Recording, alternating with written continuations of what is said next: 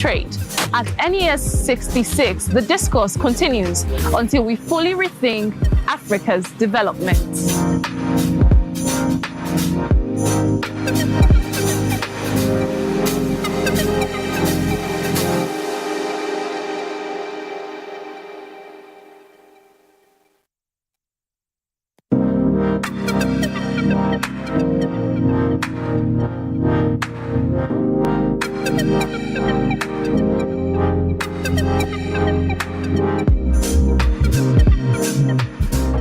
Day 2 of the Nigerian Economic Society's annual 66 conference echoed powerful voices across government and development spaces. One resounding truth: Africa's development is hinged on Nigeria's strategic planning and reforms. Most anticipated and excitedly was the Vice President's delivery of a keynote speech that declared that every policy is a verdict on life, and he re-emphasized the current administration's commitment to ensuring that there is a nexus between economics and politics and redefining modern leadership. Quite stimulating as well was the NES president's posing a question on the feasibility of Nigeria's $1 trillion GDP goal by 2030. Meanwhile, the fireside chat with the Minister of Finance and Budget Planning Ministries emphasized and reinforced the urgency to diversify beyond oil and into a constitution of Africa's development.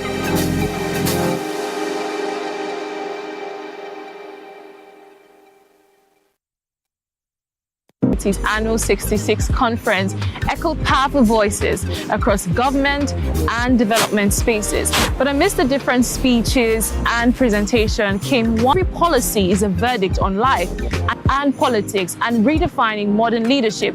Quite stimulating as well was the NES president's posing a question on the feasibility of Nigeria's $1 trillion GDP goal by 2030. Meanwhile, the fireside chat with the Minister of Finance and Budget Planning Ministries emphasized and reinforced the urgency to diversify beyond oil and into a constitutional foundation that ensures economic planning.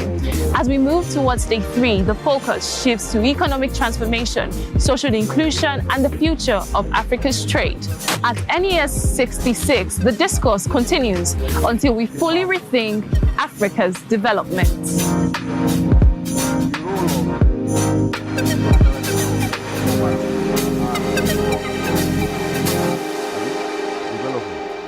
Development in Africa. So let's listen to her. You have, as usual, 10 minutes so that.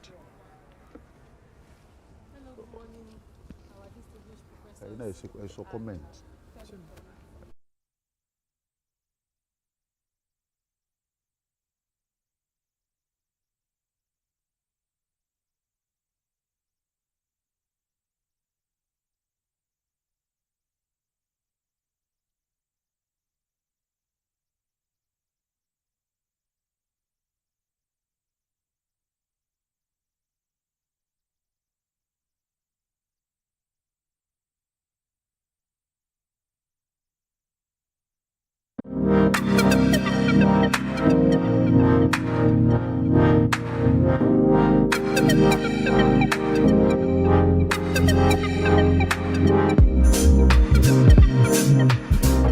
Day 2 of the Nigerian Economic Society's annual 66 conference echoed powerful voices across government and development spaces. But amidst the different speeches and presentation came one resounding truth: Africa's development is hinged on Nigeria's strategic planning and reforms. Most anticipated and excitedly was the Vice President's delivery of a keynote speech that declared that every policy is a verdict on life, and he re-emphasized the current administration's commitment to ensuring that there is a nexus between economics and politics and redefining modern leadership.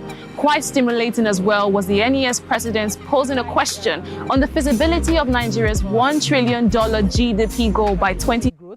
There is still prevalence of poverty, and even the level of income inequality is very, very high. And one of the ways out of this poverty is perceived to be industrialization, and also the training of, human capital. Although some is in the past of in the East Asia, they've been able to overcome, these problems with the evidence of industrialization, one of which has not been realized in the African setting. And of course, to solve these problems, it aligns with SDG 1 and 10, which is to end poverty and to reduce inequality. Now, the objective of this study is actually to see how industrialization and human capital could actually, help us out of poverty and income inequality in Africa. And we also want to see the interactive effect that human capital has in helping out industrialization to help us out of poverty and income inequality. There are literatures, and the gap that was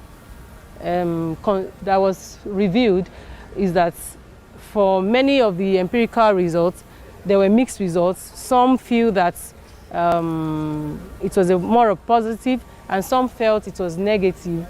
So the conclusion is still, the result is still inconclusive.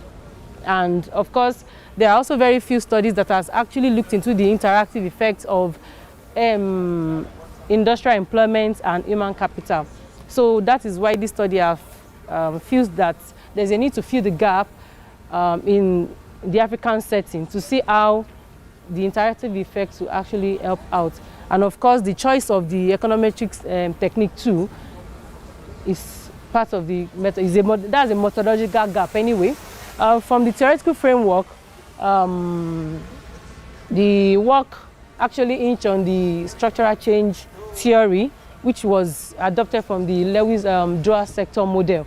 And from that model, it was proposed that there would be some level of economic transformation if there is a transition from the local or the rural setting into the industrial sector. And some of the key variables that were actually used in the model is measuring industrialization with the level of employment in the industry. Then the adult literacy was actually used for the human capital, because at least there would be, for anyone to be employed in the industrial sector, it is believed that there would have been some level of literacy, and that's at the adult level. And for the poverty rate, that was measured by head count ratio, and then Gini coefficient was used to measure that of the inequality. The source of the data, they are all from the WDI from 2011 to 2024, and the scope, reach out to all the 54 African countries. Yeah, for the choice of the estimation technique, from the unit truth test, all the variables were not stationary at level, but it was stationary at the first difference. So, and to be able to undo the endogeneity case, because it's a panel data, we use the system GMM and the generalized least square, which also undo the endogeneity, the heteroscedasticity and cross-sectional dependence issues. Okay. Yes. So from our descriptive statistics, these are the averages. We show that on the average, more than 40% of the African countries were poor, and then over 40.2% were also, showed the level of inequality. 50% out of the labor force were actually involved in the industrial sector, and then over 66 people were, adults were literate, and then only 51% of the people in Africa, about 73%, and the real GDP per capita was over $2,000. And for the control of corruption, the index was less than 1, which is minus 0.67. From the analysis from the techniques that I mentioned earlier, the findings, or the main findings that we got, was that industrial employment actually had a positive but very insignificant effect on poverty. So this is specific on poverty now. Industrialization was not able to help out of poverty, and the literate adults, well, the literacy level has some level of significant effect on poverty, which we expected, because which we feel that there is a mismatch between education and the needs in the job. Then for the interactive effect between industry and literacy, it was also insignificant, and the electricity access it had a negative effect on poverty.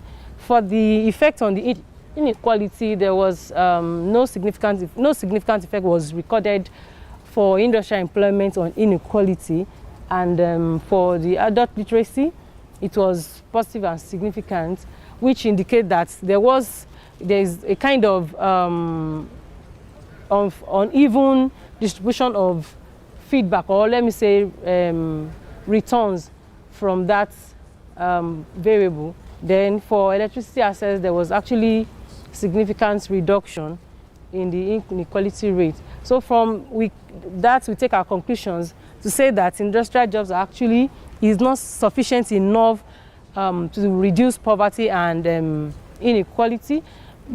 Then even education to taking disaggregatedly also could not reduce inequality, and that is why we feel that maybe there is a disparity. I mean, possibly the turnout from the literate,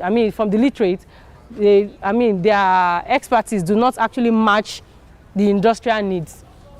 And then we feel that electricity access also is a very good catalyst for development. So these our findings actually support the structural challenges that sees that there's still a limitation in the benefits that we could get from industrialization. Possibly it could be coupled with some level of human capital. And so what we recommend is that even when there is a drive for industrialization, yet there has to be, the education has to be, in such that it aligns with what is in demand for labor. For instance, what we experience right now is there are now more students going for IT courses just because that is what is in demand. And then so there is a suggestion that there should be vocational training, there should be skill training that aligns with what is being needed in the industry, which is going to bridge the gap between employability and education. And of course, access to education too, we have its own impact of reducing poverty and income inequality, which could actually improve the general welfare in the African continent. Thank you very much for listening. Let's get our hands together for her once again. Yeah, we've listened to the last paper for today on this section on sustainable development in Africa, the role of income and poverty.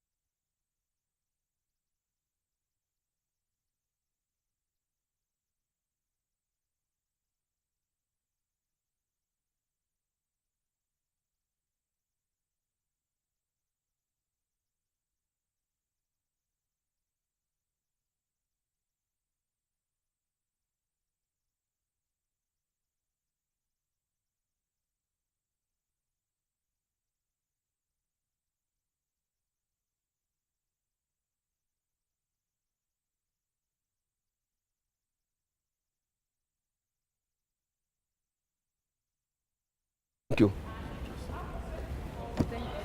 Thank you. Yeah.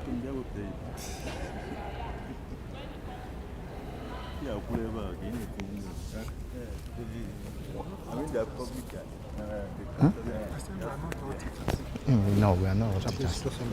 Okay. Okay. Thank you, presenter. The first thing is that I was thinking that you will make available your model while you were presenting, and your slide didn't actually cover the model, and you said that you may, you interacted literacy with industry, and you didn't give us the justification for interacting them. And what type of interaction did you do? You know, we have one that involve multiplication and we have one that involve addition. Now, if you want to look at the joint effect, then you can use multiplication. You said you use, I saw the place where it was multiplied. And then if it is for addition, you want to look at their joint and even their individual contribution. And I think that would have even been better for you rather than just multiplying. Thank you. Thank you. You are the third. No, I just number. Yeah, you are the third. Yeah, you are now fourth. All right, thank you so much for your presentation. I found it fascinating. A few random thoughts in addition to what my colleagues have mentioned. Again, I'd like to reiterate, you chose Africa. I think we should be careful with this. Just go to Morocco, spend 2 weeks, and go to Europe, then come to Benin Republic. That's why we have Middle East, MENA, and Africa. We need to be careful with generalization, because once you come up with a paper like this, and you call it Africa, if it will work in Nigeria, it will work in Morocco. It's not going to work in Egypt. I can give you that for free. So we need to partition or segmentize our areas very well. On a lighter note, you use the word feel like 4 or 5 times. Feel is not an academic word. We feel. It's not an academic word, okay?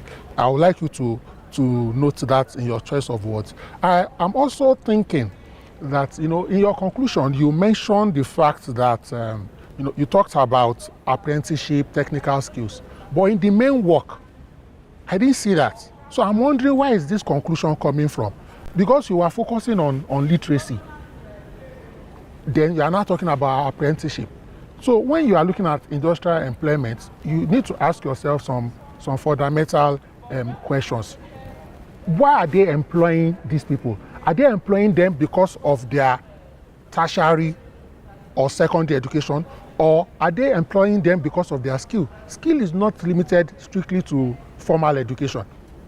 So there must be a connection. Sometimes when you look at this kind of study, because you are talking about poverty, my personal opinion, I'm not sure a macro study will do justice to poverty. You are talking about welfare in your conclusion. So at the minimum, I would have suggested that you consider a mixed study, both macro and then some primary data, and that is why you should do Africa. Because how are you going to cover it? You are not African Development Bank, except to have some special funding. Okay, so that would just be my 2 cents. Well, great thoughts. Thank you for your presentation. Thank you very much. Hope you are taking notes. Yeah. Number 4. I said 2 of my. Okay, just say the one you are saying. Number 1, I think the topic needs to be recoined. The way it's being put, please can you go straight to the point, to the topic. He said sustainability development in Africa, the role of industrialization on poverty and the way, to me, it's not the role of industrialization on poverty, probably common or inequality, income inequality. Then you now put this column, sustainable development in Africa. I feel it's just a suggestion. I'm not making any. And also just to reiterate what he said, this kind of topic, because if you say you are using a head count or head count ratio to measure poverty, to what extent? That's why we have to be very careful. Just what he said earlier. It needs to, for you to get the stakeholder of this very topic, to get real, you have to go micro. That's my suggestion, micro. And then we can see some data. Okay, there's some data we can also get aside instrument through the questionnaire that we can get the information from. So to me, I'm just suggesting that. Thank you. Thank you.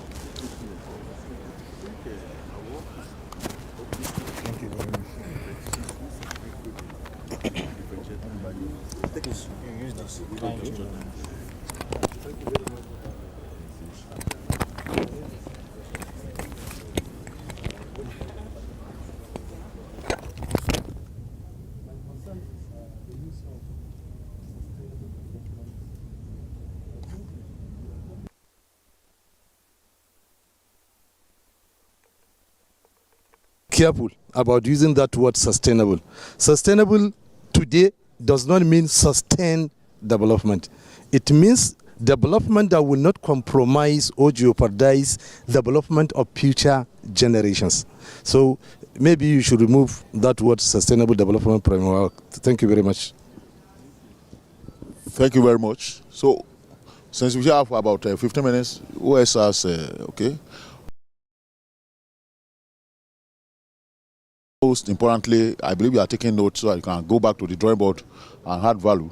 So they've said a lot, but the little we had is that the measurement of your human capital using adult literacy. Human capital is beyond literacy. You know, just like the president that presented on HDI. You know, there are a lot of ways of measuring human capital development. Okay, literacy level or adult literacy is just one out of numerous. So I don't think you've done justice to that, measurement of human capital. So you can still extend, the measurement beyond that adult literacy. So you have a more robust way of capturing that. Then your industrialization proceeds by the percentage employed in industry. I don't think it's too small to capture. When you say a country is industrialized, it's beyond percentage employed. I think you were mentioning about some standard, 15% or something. No, there are some ways of measuring industrialization, and beside that, you didn't do justice to the theory. You were not able to link those variables together right from fundamentally. So that's why it's difficult to follow through your work. And you were just, I don't want to say you did a lazy woman job, you were not, going deeper in terms of your capturing your measurement, So maybe if you have done a very robust literature review, and besides, you didn't do literature review, maybe it's in your major work, I don't know. So you will have seen all of those ways of measuring, and somebody talk about the use of macro way of measuring, capturing poverty. So if you want to actually look at poverty measures or, rate of poverty, is better captured using micro study. Which if you want to retain your African study, you may not say World Bank fund you, with millions of dollars, So I think you just do something small and go deep. You must capture Africa. What is your business is Africa? Do something small in one state is even too big. One small selected, community, and you can now use that to generalize to some extent that if it's like that in A, which means maybe applicable because they have homogeneous, growth. I think that would be better to me, so that you don't need to use we have a grammar we use in Ibadan. Don't use sledgehammer to kill ants. Yeah, and that just do something small and go deep, and people will see sense, in what you are doing. So I think you need to clean up all of those. And then I ask another question: electricity access is to measure what? Is it on the side of human capital or on the side of industrialization? I don't know. So you need to be clear and sure of the variables, so that you not fall into the fallacy of inclusion of irrelevant variables. And exclusion of relevant variables, all of those econometrics. So you need to go through all of those. As I said earlier, that you didn't review theory enough, and somebody should talk about your recommendations. That's what you said. Most of the things you recommended are not the outcome of your study. They are not from your study. I think you mentioned technology. I think you said it too, and skill. There's nowhere you mention skill in your study. So your recommendation should be the outcome, the fallout from your analysis, from your study. So if A is like this, I recommend that we should put more effort in this or this. So you need to clean up all of this so that your work will be a better one. And you know. So let me give you. We have about 5 minutes to play with. So, you are not responding. Okay. No, if you are not responding, it's not a must. You all noted. If they are all noted, let's jam our hands together for her once again. Yeah. Thank you very much. I want to appreciate us for attending this section. We have come to the end of the presentations. So please, the presenters, you are going to hear from us, you know, but we are going to hear we should hear from you too, because the comments are actually going to be sent to you, and of course you have them already. So go back to the drawing board and improve on the work to, you know, actually improve the quality of the paper, and you send them back. Anyway, they will get back to you from the secretariat. But the main thing here is that ensure the note taken are actually work with, and you improve the quality of the paper. But I know by the time you do that, you see that your paper will come out better.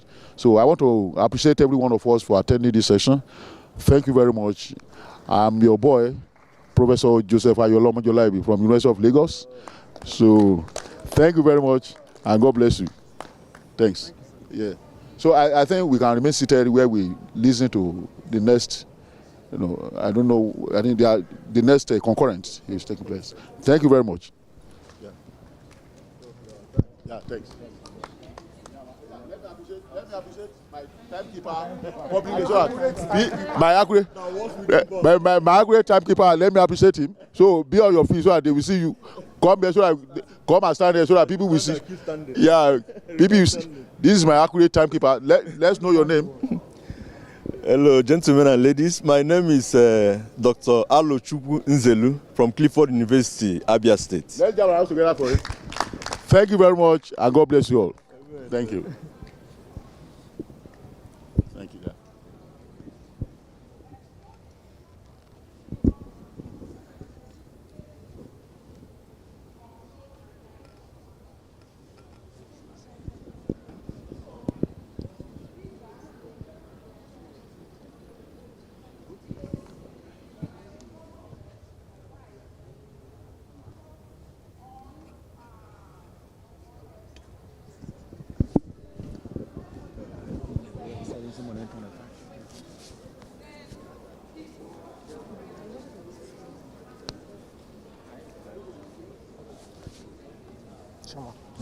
How you doing now?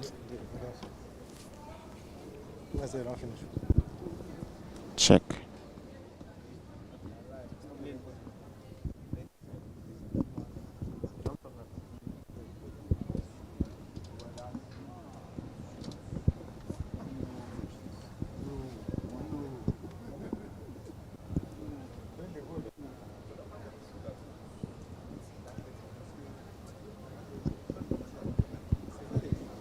Check.